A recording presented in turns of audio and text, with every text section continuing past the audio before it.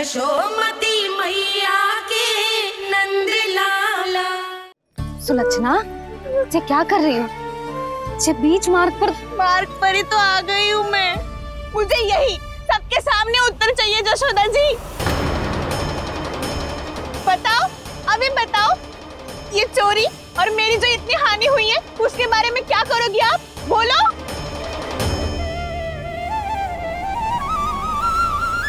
सुलक्षणा,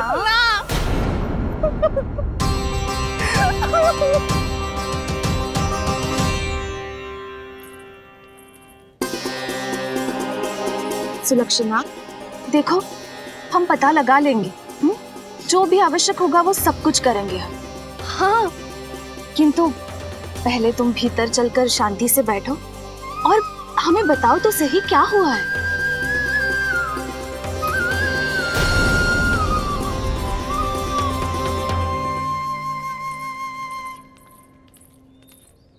भाभी, यशोदा भाभी, बहुत ही अनुचित हुआ है मेरे साथ। अब इससे क्या होगा? आज तो सारी सीमा पार कर दी है कान्हा ने। क्यों? तेरे घर भी माखन खाने आया था वो? हाँ, आपको कैसे पता? चल ना भीतर चल, चल अपनी सारी गाथा सुना दे वहाँ। आजा।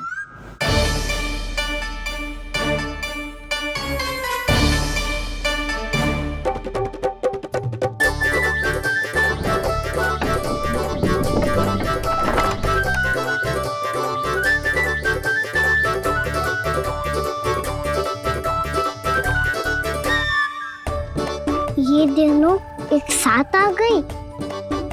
अब इस माखन का क्या करें? अब बताओ क्या समस्या है तुम दोनों की? आपके लल्ला ने मेरा माखन चुरायो है। पूरा पारंगत है चोरी में। और ये माखन तो ऐसे चुरातो है जैसे माखन चुराना कोई कला हो, कला। अच्छा, कैसे? माखन की पूरी 5-5 मटकियां चट कर गो। और मेरे घर 2-2 मटकियां। इतने वर्षों से तो मैंने अपने लल्ला को भूखा रखो है ना, उसे तो मैं माखन देती ना हूँ। ये जो इतना सारा माखन इकट्ठा करके रखो है, ये तो मेरे लिए है।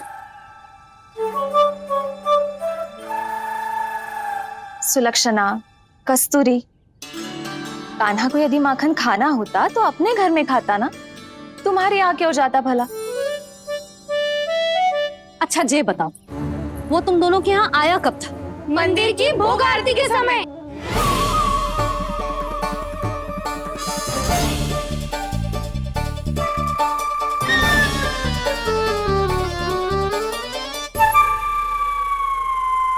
कान्हा तो तेरे यहाँ था ना कस्तूरी? तो सुलक्षणा के यहाँ कौन था? और यदि वो तेरे यहाँ था सुलक्षणा, तो फिर तेरे यहाँ कौन था? जशोदा जी, बहुत अच्छी तरह से स्मरण है मुझे, जब मंदिर में भोग आरती चल रही थी और उसी समय ना, मुझे अच्छे से स्मरण है। जैसे ही मंदिर की आरती आरंभ हुई थी ना, कान्हा ने मेरे घर में प्रवेश किया था। लाली, तू मुझे असत्य सिद्ध करने का प्रयास मत ही कर। मेरे घर आया था कान्हा। क्या करे? कहाँ रखी है माखन? इसके साथ पकड़े गए तो फंस जाएंगे। चाची, आप झूठ क्यों बोल रही हैं? कान्हा मेरे यहाँ आया था। झूठ तू बोल रही है? मैं अंधी ना हूँ। चाची, असत्य ना बोलो। कान्हा मेरे घर आया था। मेरे घर आया था। मेरे घर आया था। कहिए कान्हा मेरे घर आया था। आप झूठ बोल रही हैं। आप झूठ बोल रही है चाची। बस, कान्हा किसी के घर ना गया था, क्योंकि वो यही है अपने दाऊ के साथ। देख लो।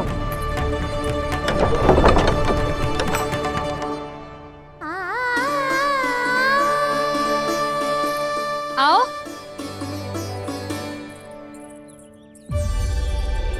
स्वयं देख लो।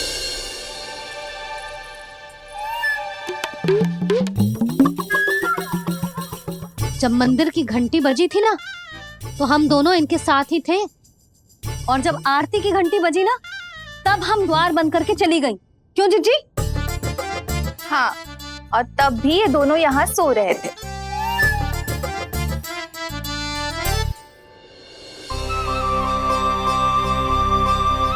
सोते हुए कान्हा कितना निर्दोष लग रहा है। हाँ, दृष्टि ना हट रही। पहले आरोप लगा रही थी, अब दृष्टि लगा रही हूँ। पर ये तो सच्ची में घर है। अब नींद भी तोड़ोगी क्या? हनी को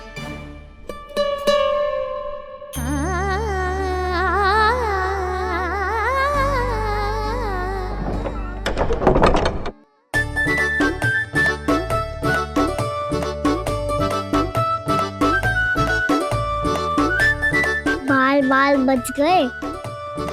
पर मैं कैसे मान लूं जशोदा जी, मैंने तो स्वयं अपनी आंखों से देखा है। और मैंने केवल आंखों से ही नहीं, अपनी पांचों इंद्रियों से कान्हा का अनुभव किया है। मेरा विश्वास करो आप दोनों। हाँ हाँ, मेरा कान्हा तो साक्षात नारायण है ना, यत्र तत्र सर्वत्र। तभी तो वो यहाँ भी था, तेरे यहाँ भी था, और सुलक्षणा जी आपके यहाँ भी था। पर ना ना, ऐसा करो, 2-4 और गोपियों को बुला लो तुम दोनों। हाँ, उनसे भी कहलवा दो कि एक ही समय में कान्हा उनके यहाँ भी था।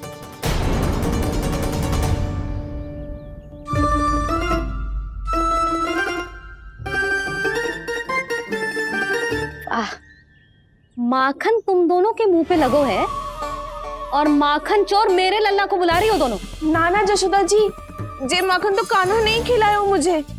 हाँ, मुझे भी कान्हा ने स्वयं अपनी हाथों से खिलाया था, सच्ची।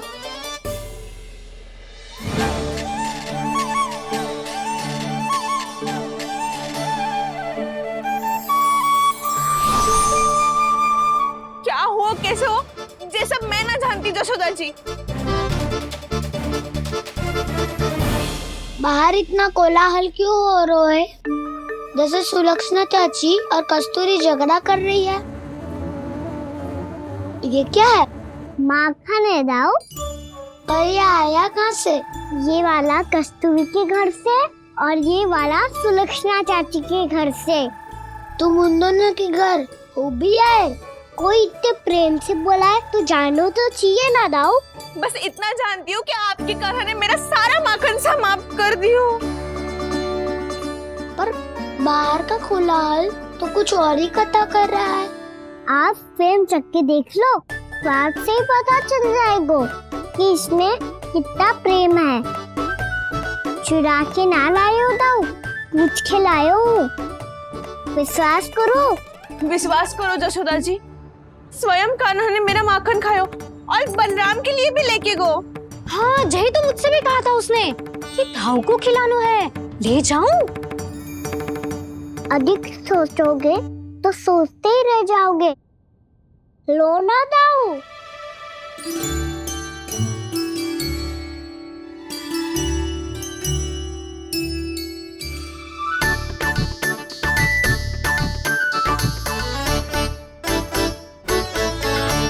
अच्छा, तो तुम दोनों कहना चाह रही हो कि माखन चुराने के बाद उसने बलराम के लिए भी मांगो? हाँ, अपने हाथ से तुम दोनों को माखन भी खिलाओ और फिर तुमने उसे जाने भी दियो। हाँ, वही तो जशोदा जी, वो पूछ तो इतने प्रेम से है कि मना ही नहीं करा जातो। हाँ हाँ, और यही बात मैया को समझाते समझाते पूरा दिन और पूरी रात गयो। अब तो मुझे भी विश्वास हो गया जशोदा, तेरा लल्ला ही आया था मेरे घर माखन चुराने। आज तो सभी आ गए यहाँ। ना दाऊ, सभी ना आए अभी।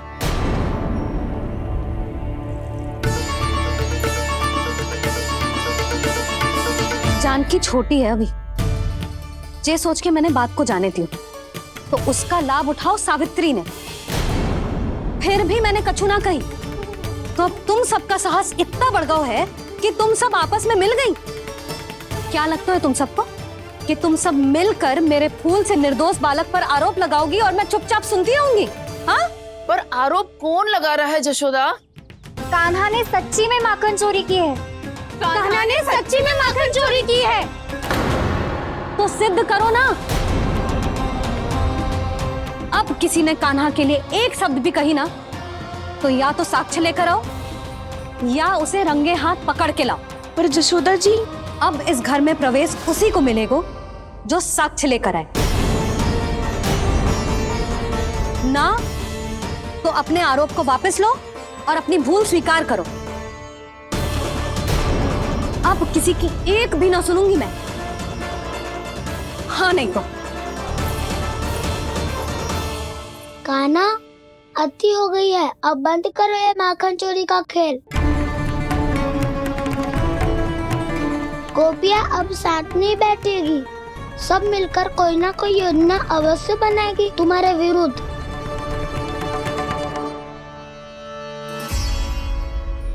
देखो देखो क्या दशा की है। मेरे घर का दृश्य भी कछु भिन्न है। पूरे घर में माखन बिखरा पड़ो है।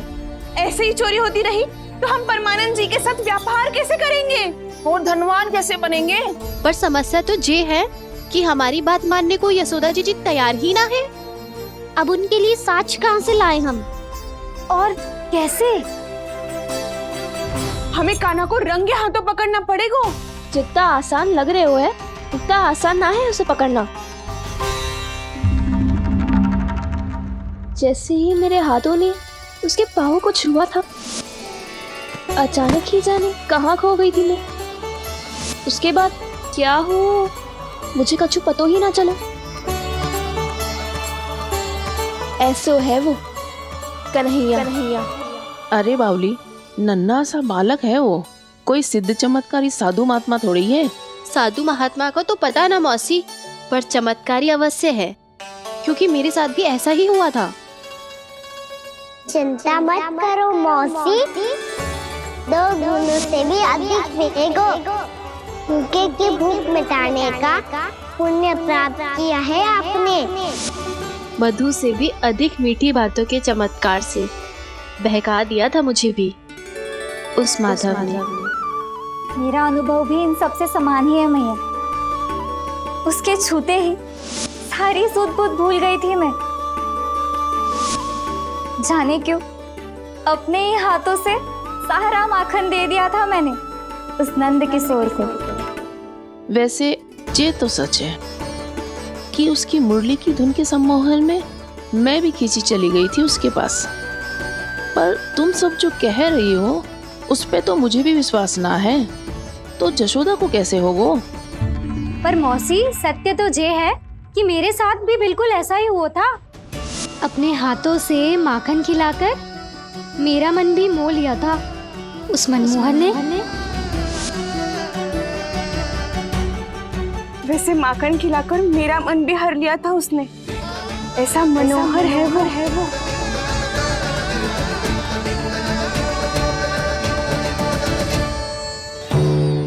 तो इन सबके घर गो है वो, बस मेरे यहाँ ही ना आयो। सबके सब किसी एक स्थान पर इकट्ठी हो गई होंगी। हाँ, सही कह रहे है दाऊ। अब गहरा सोच विचार कर रही होंगी। हाँ, सही कह रहे है दाऊ। माखन भले ही चुराते है, पर चुराते हुए कितना प्यारा लगता है ना। हाँ, ऐसे तो पकड़ लियो इन्होंने उस माखन चोर को। एक ही उद्देश्य होगा उन सबका कि तुम्हारे विरुद्ध ढेर सारे साक्ष्य कैसे इकट्ठे करे। अभी तो ढेर सारे प्रेम भरे नाम इकट्ठे किए उन्होंने मेरे लिए। कन्हैया, नंद किशोर, माधव, मनमोहक और मनोहर, ये सब कौन है? ये मेरे नाम है दाऊ। गोपियों ने दिए है मुझे, ये तो सौंपा भी नहीं है। अभी तो बस एक ही नाम से पुकार रही होंगी वो सब तुम्हें, माखन चोर।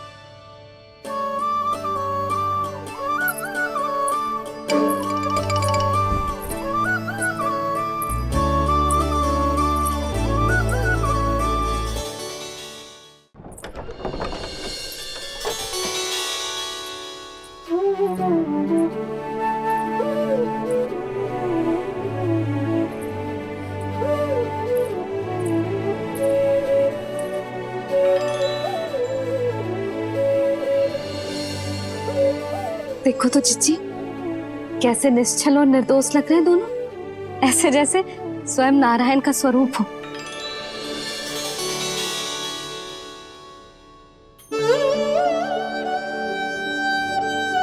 अरे यशोदा, क्या हो गया तुम्हें अचानक? चिच्ची, इतने निर्दोष से फूल जैसे बालकों पर कैसे लांछन लगा रही है सबकी सब। इनका हृदय ना कांपता? नारायण का भी बहना है इन्हें। अच्छा बस शांत हो जाओ, तुम्हें तो पता है ना उनका सामना कैसे करना है। बस अब रो मत। मैं ना रो रही जिज्जी, मैं क्यों रोने लगी भला? रोए वो जो मेरे लल्ला पर झूठा आरोप लगा रही हैं।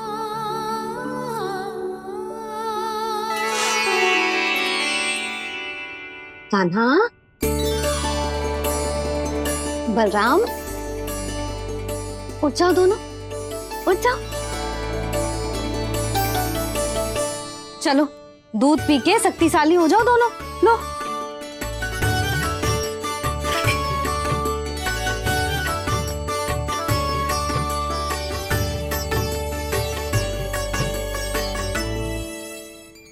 पल में अग्नि की तपिश, पल में जल की शीतलता, ऐसे अनोखे स्वभाव की है ये यशोदा। गोपियां इससे टकराकर भूल कर रही हैं।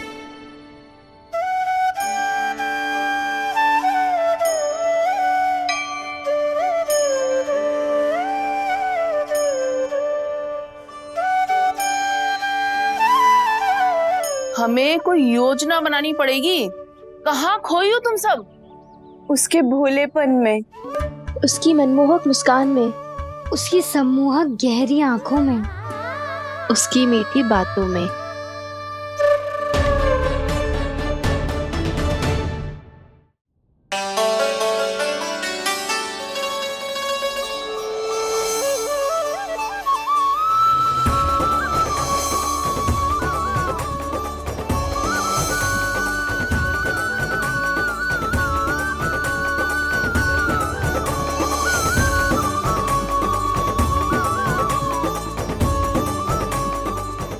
कहाँ खो गो? कोई तो गोपियां है भैया, लगता है अब मुझे उन्हें जगाना पड़ेगा।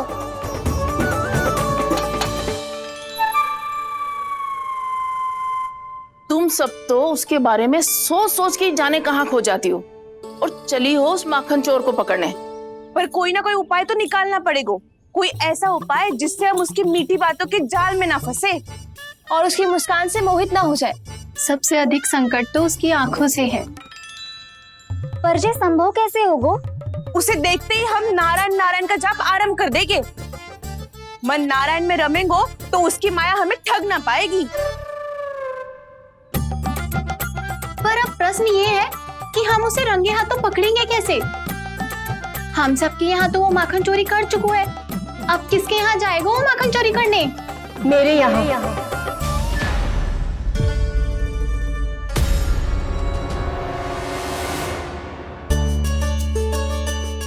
दूध तो पूरा समाप्त ना किया तूने लल्ला।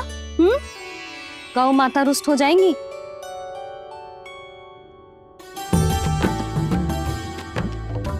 जे तू कहाँ देख के मुस्कुरा रहे हो लल्ला? हाँ, कभी भूमि पे देख रहे हो, कभी द्वार पे देख रहे हो। गोपियां इसके विरुद्ध योजना बना रही है ना छोटी माँ, उसी के बारे में सोच रहा होगा। ये क्या किया मैंने?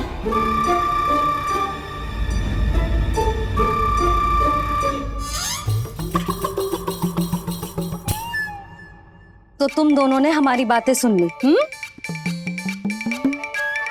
उन गोपियों की चिंता मत करो तुम दोनों, उन्हें तो मैं संभाल लूंगी। ना मैया, हम बड़े भी तो हो रहे हैं, हमारी समस्या हम स्वयं संभाल लेंगे, है ना दाऊ? हाँ छोटी माँ, हम दोनों इतने बड़े तो हो भी गए कि अपनी समस्या स्वयं सुलझा सके।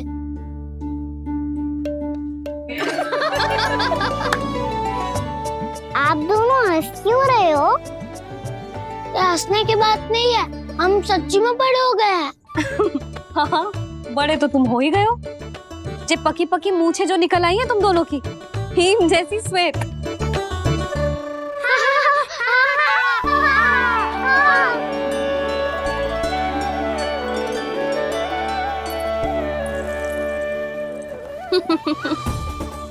तुम दोनों चाहे कितने भी बड़े क्यों ना हो जाओ, हमारे लिए हमारे लल्ला ही रहोगे। समझ आई?